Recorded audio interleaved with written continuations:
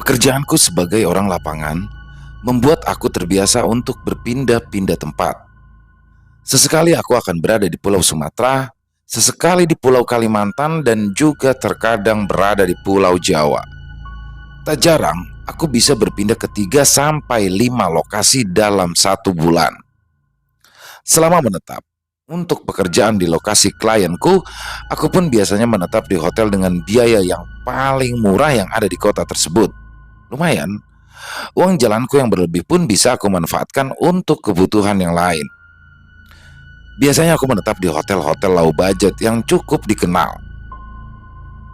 Hotel-hotel seperti itu memang umum ada di kota-kota besar dan ya tidak terlalu buruk untuk sekedar tidur dan sarapan pagi.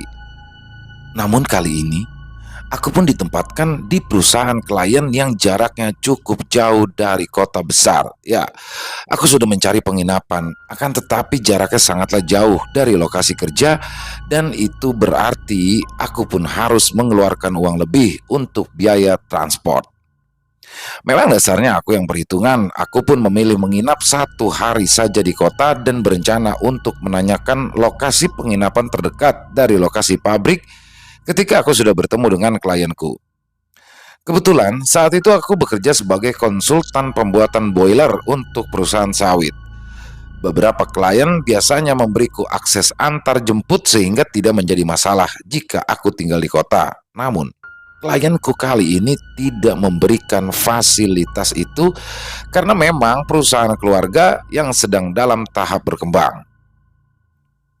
Wah, kalau di sini nggak ada ya mas kalau hotel. Paling adanya ya rumah-rumah yang disewakan saja mas, ujar Pak Rudi. Pak Rudi adalah kepala pabrik yang akan mendampingiku selama bekerja di sini. Ya, nggak apa-apa deh Pak. Kalau adanya memang begitu, setidaknya ya bisa buat saya tinggali selama 2 minggu ini. Kan lumayan juga ongkos dan jaraknya kalau saya harus bolak-balik ke kota, ujarku. Pak Rudi pun lalu mengangguk dan melempar pandang ke salah satu bawahannya yang tengah berkegiatan di samping sebuah mesin besar. Oi Wan, kamu tahu nggak penginapan atau rumah yang dikontrakan di dekat desa? Ujar Pak Rudi setengah berteriak kepada Iwan, salah satu pekerja di sana. Iwan pun lalu menghentikan pekerjaannya dan mengelap peluh di keningnya dengan tangan. Maksudnya rumah kontrakan? Buat siapa Pak? Tanyanya. Ini buat Ilham, tamu kita dari Jakarta, jawab Pak Rudi sambil menunjuk ke arahku. Iwan memandang kosong sambil berpikir dengan menggaruk-garuk kepalanya. Rumah biru di belakang pertigaan sepertinya dikontrakan Pak, jawabnya setelah beberapa saat diam untuk meraba-raba rumah yang sekiranya kosong dan bisa dikontrakan. Nah, nanti kamu antar Pak Ilham ini ke sana ya, pakai motor saya saja, ujar Pak Rudi yang dibalas dengan anggukan Iwan. Iwan itu asli orang sini. Dia memang rada-rada begitu ya, tapi dia lebih tahu dibandingkan saya yang juga baru 3 bulan ada di sini, ujar Pak Rudi. Aku bisa mengerti apa maksud rada-rada yang dimaksud dengan Pak Rudi. Ya, Iwan memang terlihat berbeda karena selalu tersenyum dan cukup heboh dalam bertindak. Di sore harinya, sesuai dengan pesan Pak Rudi, dengan menggunakan sepeda motor aku pun lalu diantarkan Iwan ke rumah yang ia maksud. Kami menyusuri jalan desa yang terlihat sudah pecah-pecah, sebagian berupa aspal, lalu tiba-tiba terpotong menjadi jalan tanah maupun kerikil.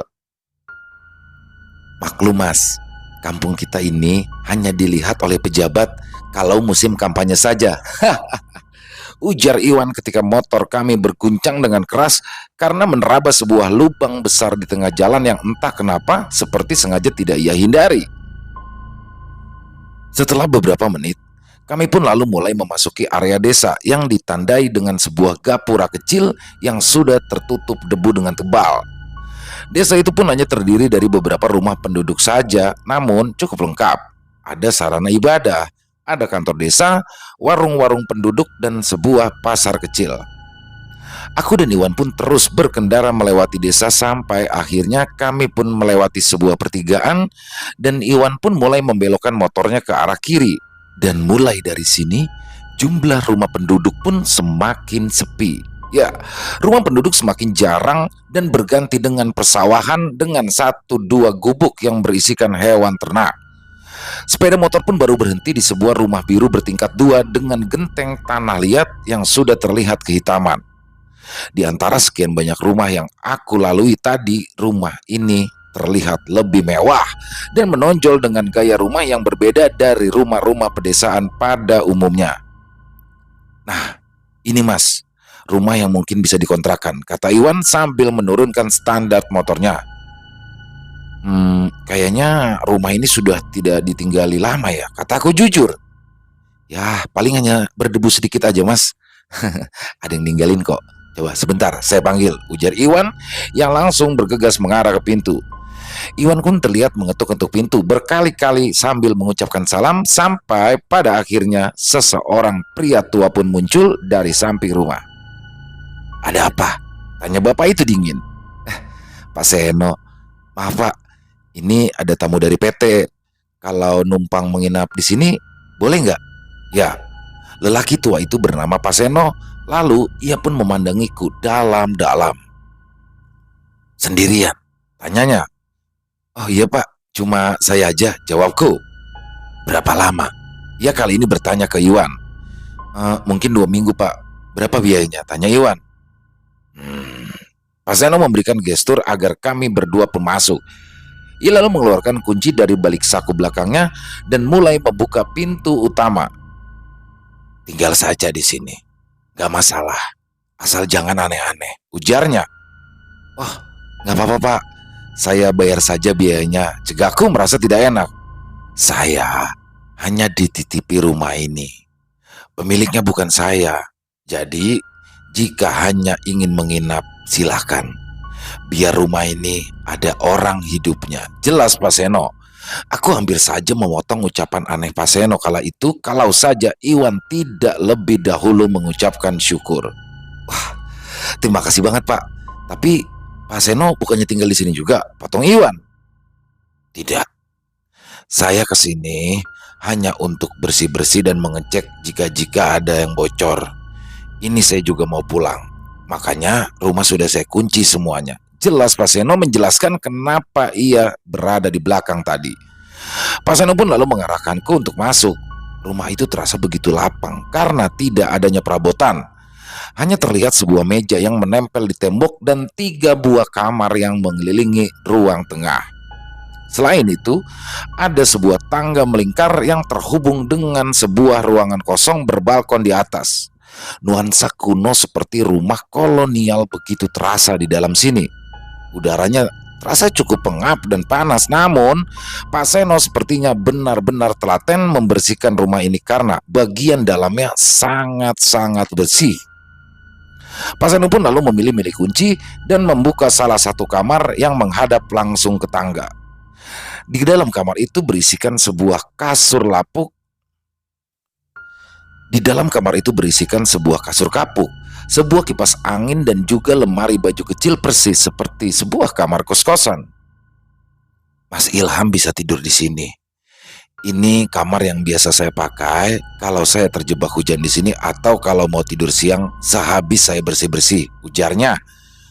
Tidak buruk pikirku, ini sudah lebih dari cukup untuk sekedar melepaskan lelahku. Keberadaan kipas angin juga membantuku terhindar dari panasnya rumah ini di malam nanti. Pak, ini beneran saya tidak perlu bayar pak? Tanyaku lagi meyakinkan. Tidak usah, tidak apa-apa.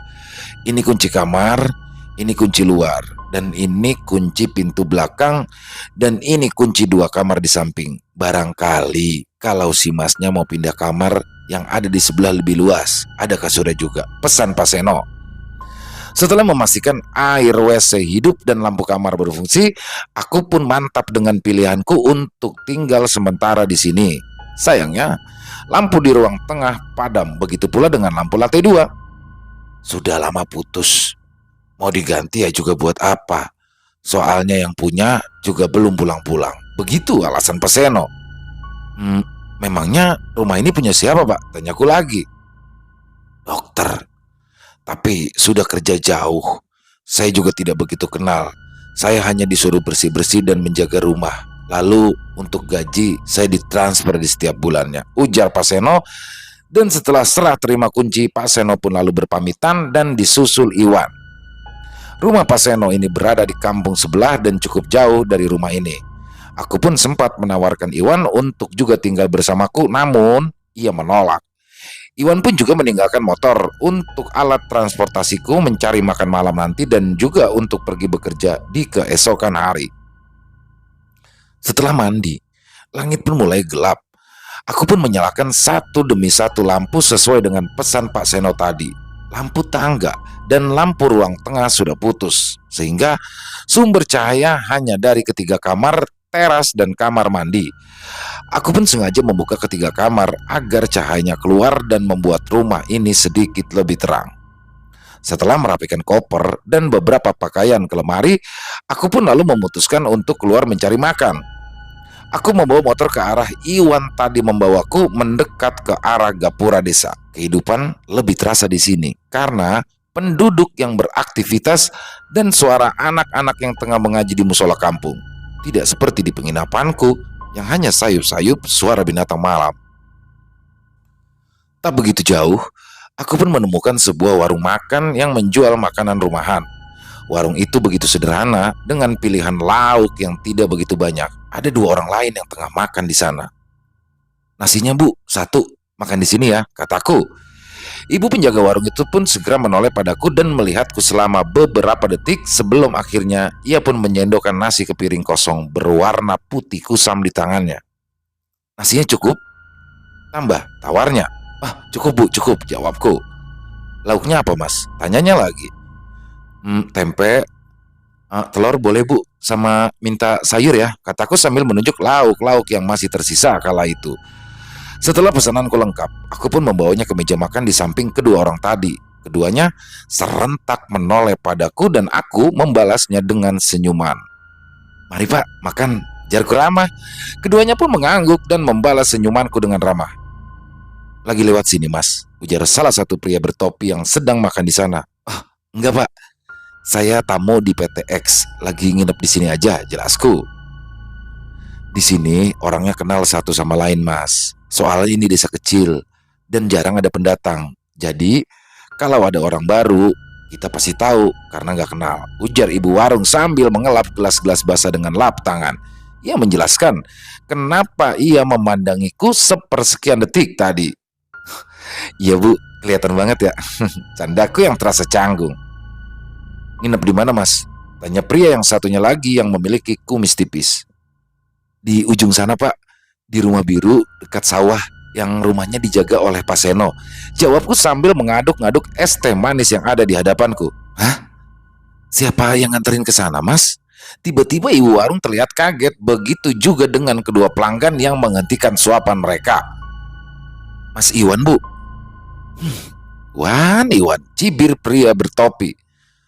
Mas, coba deh, masnya pikir-pikir lagi kalau memang benar-benar mau tinggal di sana, ujar ibu warung lirih.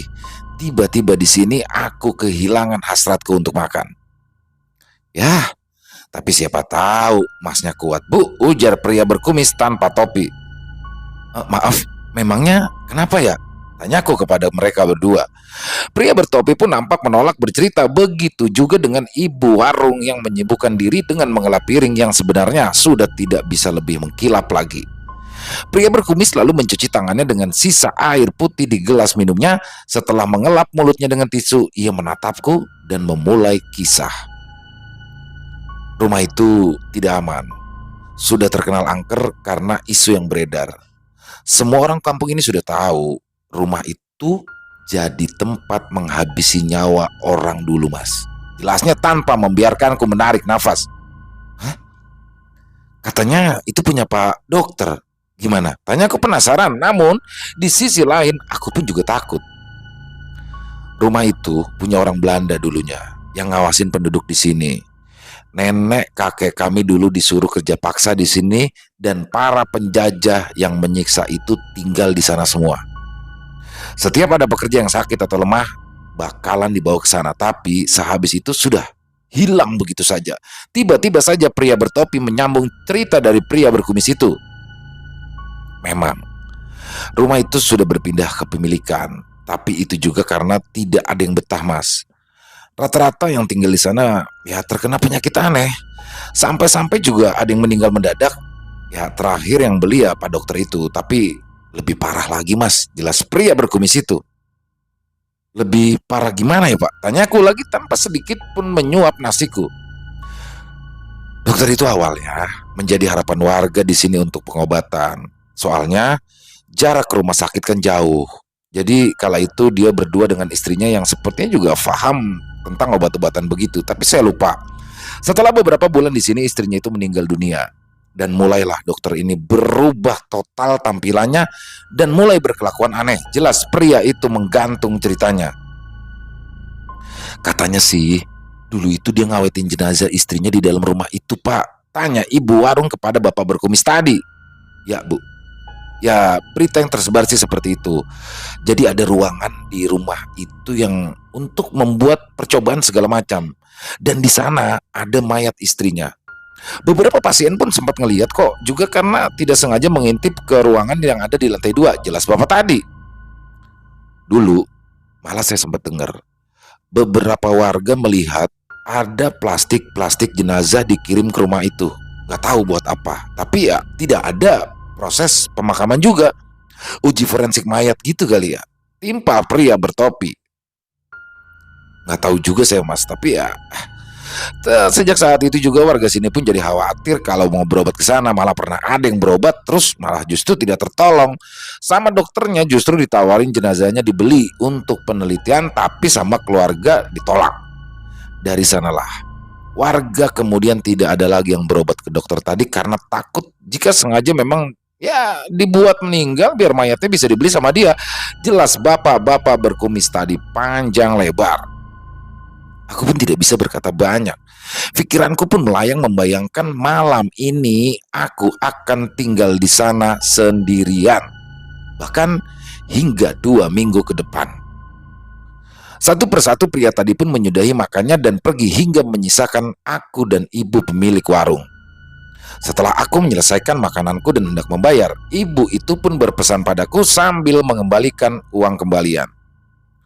Kalau ada apa-apa, warung saya buka sampai jam 12 malam Mas. Kalau ada apa-apa kesini aja nggak apa-apa, ujarnya. Ah, baik Bu, terima kasih banyak, jawabku. Aku pun lalu membawa motor Pak Rudi kembali ke rumah tersebut. Dalam perjalanan, aku terus memikirkan, apakah aku akan tetap di sini atau mencari penginapan lain. Baru saja aku sampai di depan rumah biru itu, jantungku seketika ngilu saat tanpa sengaja aku melihat ada bayangan yang bergerak di dalam menghalangi sinar lampu kamarku dan kemudian menghilang.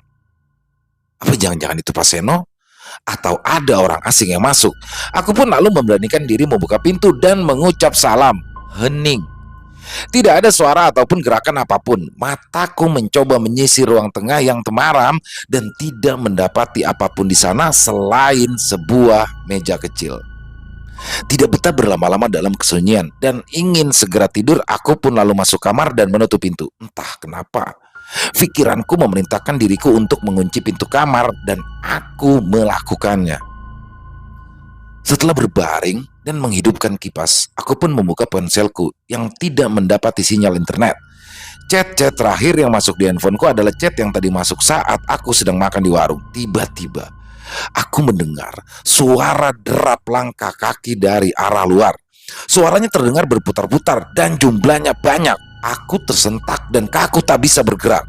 Lalu terdengar suara pintu di kamar sebelah yang didobrak dengan keras. Brak! Maling. Rampok. Pikiranku menebak-nebak.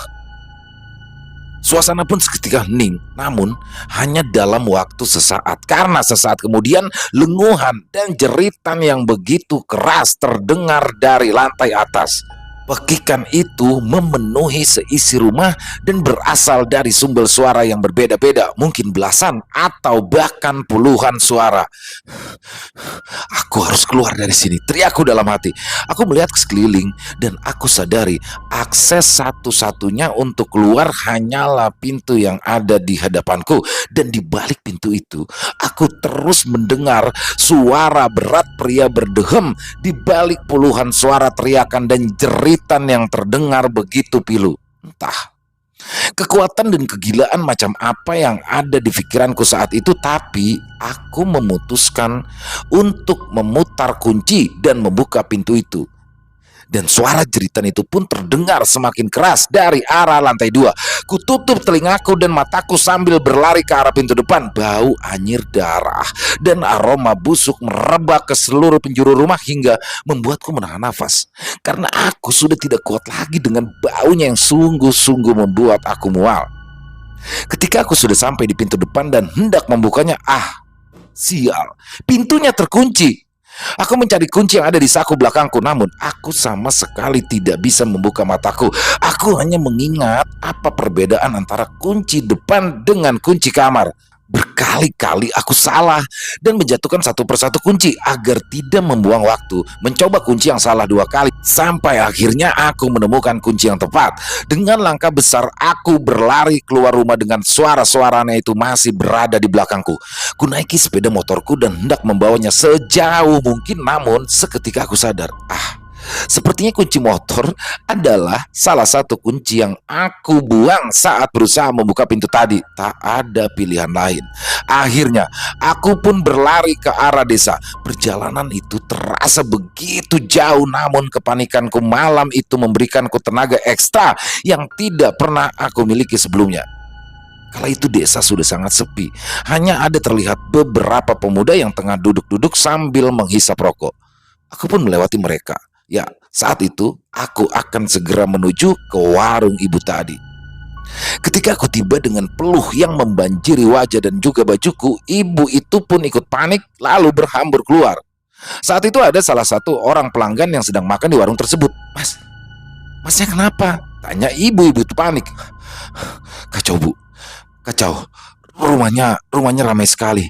Saya mendengar suara orang teriak, suara orang muter-muter. Saya nggak tahu itu apa. Ucapku terengah-engah. Astagfirullah mas. Udah, masnya di sini aja dulu. Motornya mana mas? Tanya ibu itu lagi. Ketika sadar, aku datang ke situ sambil berlari. Saya tinggal bu di sana bu. Kuncinya di dalam kamar. Jawabku sambil mencoba mengatur nafasku. Seorang pelanggan warung pun terlihat bingung dan memberikan gestur ada apa ke ibu warung. Mas ini, dia nginep di rumah biru, ujar ibu itu singkat. Astagfirullah, kok bisa? Si Iwan ini kerjaannya ada-ada aja. Pak Seno juga main izinin orang tinggal di situ, sesal ibu warung. Di malam itu aku pun meminta izin untuk bermalam di warung ibu itu. Beruntung ibu itu pun mengizinkan aku tidur di bangku panjang miliknya. Aku tidak ada lagi keberanian untuk kembali saat masih gelap. Ya, aku memutuskan akan menunggu esok pagi. Di keesokan harinya, setelah matahari mulai menampakkan cahayanya, aku pun lalu kembali ke rumah itu. Keadaannya persis sama dengan terakhir kali aku tinggalkan. Pintu depan terengangal dengan lebar, dengan kunci-kunci percobaan gagalku yang terlihat tersebar di lantai.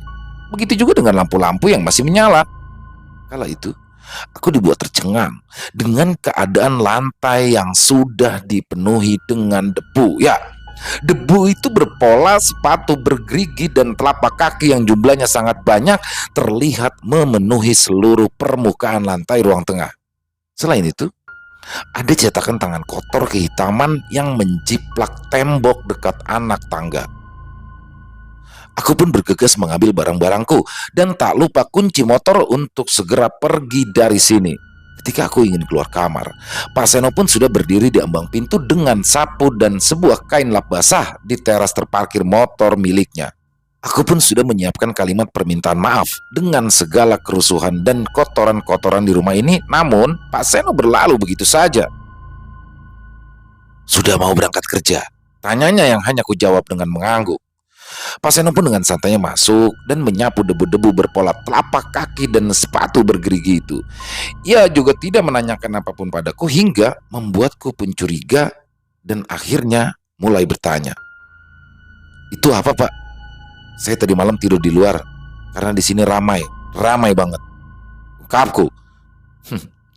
Jadi nanti nggak di sini lagi mas? Tanya Pak Seno justru bertanya balik, tidak menjawab pertanyaanku. Sepertinya enggak pak, terima kasih. Saya coba cari tempat lain saja. Jawabku singkat. Oh, ya. Mereka ini yang menghuni rumah ini. Saya awal-awal juga sama kayak kamu, Mas. Tidurnya di sini dan selalu diganggu. Ya, saya kira cuma sekali dua kali terus menghilang, tapi justru menjadi setiap malam.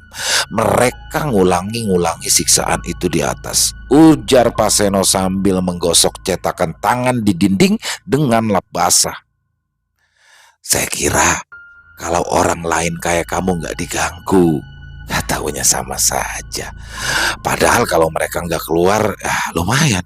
Saya bisa istirahat bersih-bersih, nyapu dan ngelap dinding rumah ini, ya bisa 2 minggu. Aku terdiam dengan kalimat yang bisa aku tangkap. Maksudnya itu ya. Aku pun segera berlalu setelah mengucapkan terima kasih secara terpaksa. Dan hanya dibalas oleh Pak Seno. Setelahnya, aku pun lalu ke perusahaan dan mengadukan semuanya ke Pak Rudi yang juga sangat terkejut dengan kisahku. Ia pun segera memanggil Iwan dan memarahinya. Namun, Iwan yang spesial itu hanya tertawa dan tertawa. Pada malam berikutnya, aku pun memilih kembali ke kota dan meminjam motor Pak Rudi sebagai akses bolak-balik agar aku masih bisa menekan pengeluaran. Sementara rumah itu kembali dikunci oleh Pak Seno yang hanya akan datang pada pagi hari untuk bersih-bersih rutin. Selesai. Wow, luar biasa. Kisah yang sangat luar biasa. Ini horornya dapet banget ya. Selalu ketika berbicara tentang rumah kosong itu selalu rumah angker ya. Selalu menarik untuk dibahas. Dan rumah, apalagi ini rumah dengan memiliki sejarah kelam ya. Dulunya ternyata bekas orang Belanda untuk menyiksa warga pribumi. Juga sempat Pak dokter juga sempat menempati untuk malpraktek yang dimaksud mungkin dengan warga di situ ya. Kalau memang benar lah, tepat lah Mas Ilham ini malamnya tidak jadi tidur di situ dan keesokan harinya cabut. Jadi ini udahlah keputusan yang tepat karena takutnya bisa membahayakan nyawa ya. Jadi banyak sekali hikmah yang bisa kita ambil di sini. Salah satunya adalah niat hati untuk uang ya, it's all about money. Jadi dia ingin mengirit pengeluaran sampai akhirnya menginap di rumah kontrakan yang gratis tapi justru bisa mengancam keselamatan. Ya, kalau memang diberikan dari kantor uang untuk penginapan yang layak digunakan sajalah. Itu mungkin hikmah yang bisa diambil menurut saya, dan jika yang buruk-buruknya dibuang saja. Dan mungkin buat teman-teman juga yang punya komentar lain silakan bisa tulis di kolom komentar atau hanya sekedar saling menyapa, silakan, insya Allah kami akan membalasnya satu persatu. Dan juga untuk yang suka dengan videonya bisa diklik tombol jempolnya, tombol like-nya.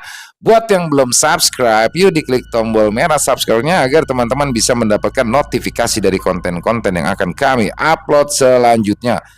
Dan kisah tadi ditulis oleh MWV Mystic, luar biasa tulisannya ya MWV Mystic. Terima kasih atas kisah serunya.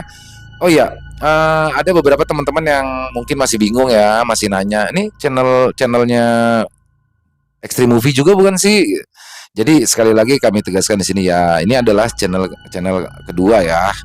Sama di Extreme Movie, Ilo juga saya yang mengisi suaranya, dan di channel Ilo bercerita sama. Jadi sengaja dibuka ya channel Ilo bercerita ini untuk video-video yang durasi pendek ya. Jadi mungkin buat teman-teman yang nggak suka dengan durasi panjang bisa di sini. Jadi intinya kami memberikan pilihan.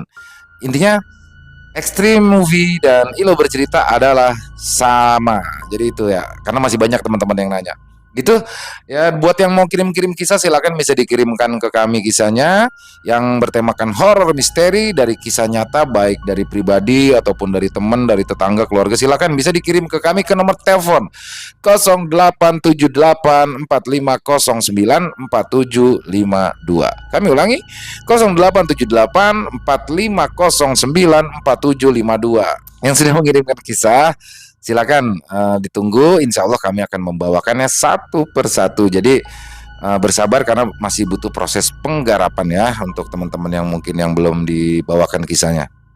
Dan di akhir kata, saya Ilo mengucapkan permohonan maaf apabila ada kesalahan saya dalam berkata-kata atau mungkin ada kata-kata saya yang kurang berkenan Untuk teman-teman dalam pembawaan kisahnya tadi, saya mohon dibukakan pintu maaf yang sebesar-besarnya karena saya hanya manusia biasa, tempatnya salah dan dosa. Dan sampai jumpa lagi di konten-konten kami selanjutnya yang pasti tidak kalah serunya, yang pasti tidak kalah horornya, masih bersama saya Ilo. Ilo bercerita. Salam sehat, sukses selalu untuk kita semua. Amin amin ya robbal alamin. Wassalamualaikum warahmatullahi wabarakatuh.